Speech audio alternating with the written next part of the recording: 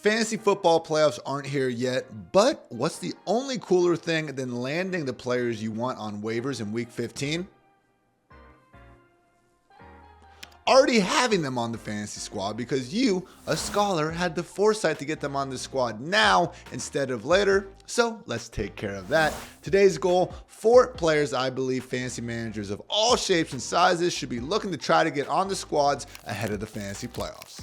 First up, the Rams defense and special teams, for those that, are into that kind of thing. So first of all, this is one of those defenses that is available in more leagues than not, which is the focus here. Not trying to simply tell you guys to all try to pick out the 49ers and everything will be fantastic. No, I fully realize they're going to be taken in far more leagues than not. And also, let's face it, if you happen to already be set at the DST position with someone like the Cowboys, the Ravens, the 49ers, the Chiefs, or even the Browns, I do think you are probably set up okay enough for the playoffs. That said, even the Cowboys and Ravens, as great as they are in real life and have been in fantasy this year, really tough stretches coming up in weeks 15 to week 17. So if you guys want to avoid them, I also don't blame you for that. But in addition to the Rams, I have 5 cheaper, more available DSTs that just so happen to be pretty good in real life and also have a completely smashable fantasy playoff schedule.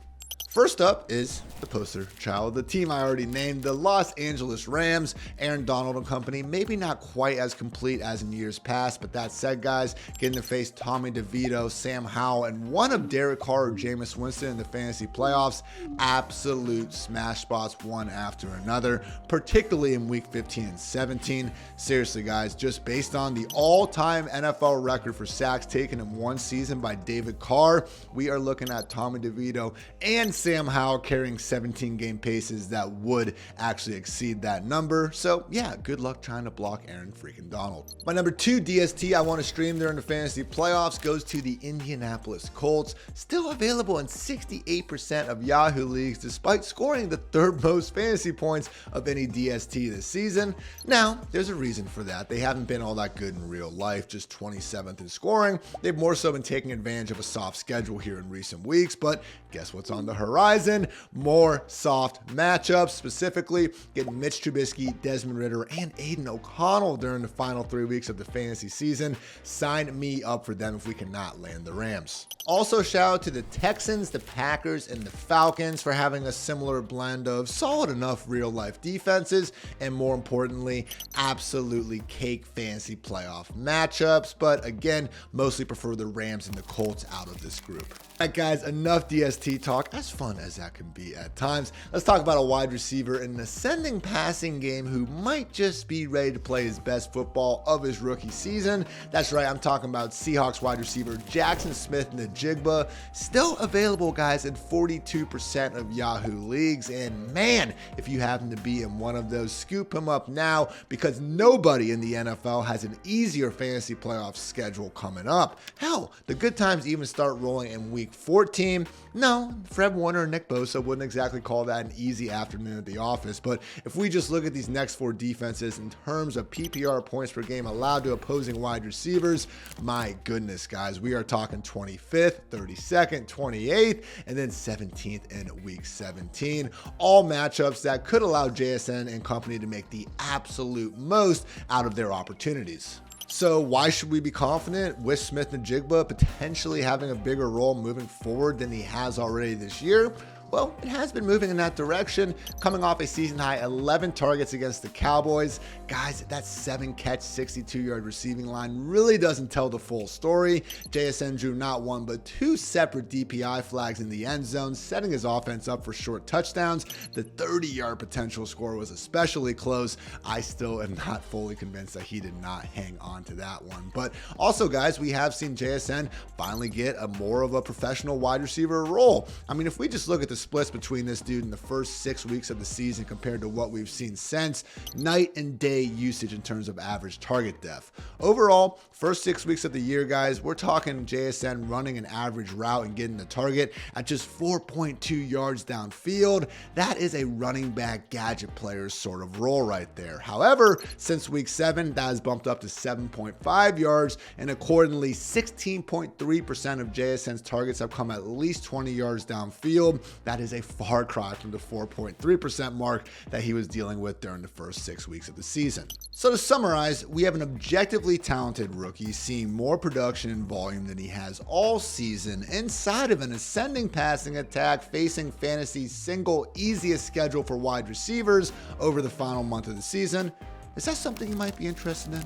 Turn our attention to running backs now and talking Eagles RB2, Kenneth Gainwell. And no, hey, don't turn the video off. I'm not saying to start the man if DeAndre Swift is going to remain healthy and be out there having his usual role. But just a reminder that anytime we have a handcuff running back available in over 70% of leagues, and it's a situation where if we are one injury away from looking at a legit top 15 weekly option, we should have our attention there. And I do think all those factors do describe Kenneth Gainwell. And honestly, guys, as much as Swift is, expected to go out there and do his thing in week 14 and beyond, we have seen him have a nagging ankle injury, keeping him on the injury report.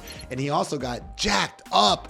Missed that segment, by the way, simpler times, against the 49ers last week. So again, expecting him to be out there in week 14, but Kenneth Gainwell just one injury away from truly being on the cover of every waiver wire article out there. So why not get him on your bench now?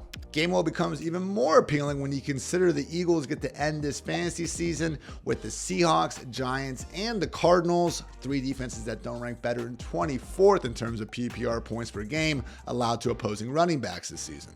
There are 3 other more under the radar handcuffs who, again, probably aren't going to help you immediately here in week 14 or maybe even week 15, but they are the sorts of guys that we should have on our bench in case of disaster striking, so then we don't have to go compete in the waiver wire rat race. We're just already sitting pretty with the guy everyone wants. Specifically, Tyler Algier, Elijah Mitchell, and Joshua Kelly represent 3 handcuff running backs who are available in far more leagues than not at this point, and each would be expected to readily step into a 15+ touch role in a fantasy playoff stretch that does coincide with each of their offenses having pretty fantasy friendly matchups in each of weeks 15 through 17.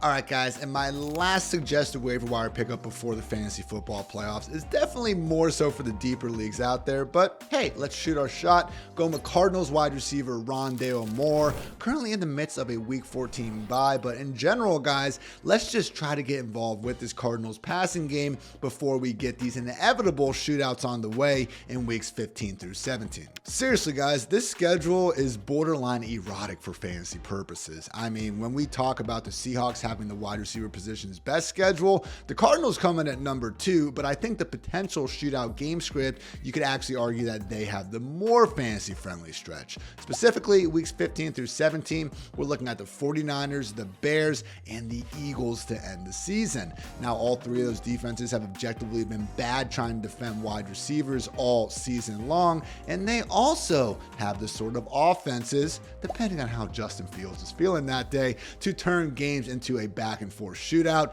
the exact combination that we want for our fantasy weapons. So yeah, right now it does look like Rondale Moore is the suggested add, assuming that Marquise Brown and Michael Wilson are able to return from their various ailments following the bye. If not, though, all of a sudden Greg Dortch will be in play as well. But sticking with Rondale, only owned in 12% of Yahoo leagues at the moment, guys, and I think that percentage would be a heck of a lot higher if we didn't see Kyler's 33-yard touchdown to Rondale nullified on a ticky-tack holding call last week. So I know Kyler coming out of the gate, he's really been saving his fantasy managers thanks to the rushing upside, but in that win over the Steelers, we saw by far his best passing performance of the season with that aforementioned nullified score and another beautiful moon ball to Rondale down the middle that just sadly he couldn't quite hold on to. So ascending Cardinals passing offense with good matchups in terms of the defense not being great against the pass, but also good matchups in terms of the opponent being able to turn these games into a shootout.